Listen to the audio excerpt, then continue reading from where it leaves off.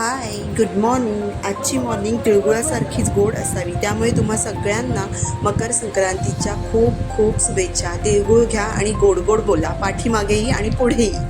त्यानंतर आज सकाळी लवकर उठून हे पहिलं सगळं आवरून घेतलं, कारण आज मोठा टास्क म्हणजे साडी नेसायची होती, कारण मग तीच नेसवायची. पण आता मी हळूहळू साडी नेसायला शिकले. आता तुम्हीच सांगा मी कशी साडी नेसली आहे. आणि साडी वगैरे सगळं नेसून झाल्यानंतर मग लगेच पूजेची तयारी केली. पहिली देवाची पूजा करून घेतली आणि मग नंतर सुगड पुजली. सुगड कसं पुजायचं हे प्रत्येक वर्षी विसरायलाच होतं. तशी 2च वर्ष झालीत माझ्या लग्नाला, पण नेहमी विसरते.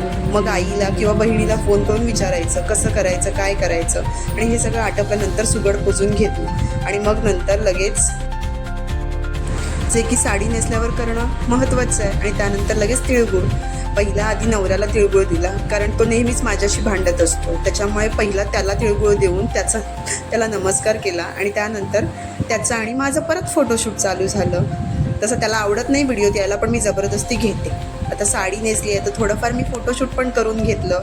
फोटोशूट वगैरे सगळं झाल्यानंतर मग लगेच जेवणाची तयारी. आजचा मेनू काय आहे तुम्हाला समजलं. पुरणपोळी. याची रेसिपी तुम्ही माझ्या यूट्यूब चॅनलला जाऊन बघू शकता. या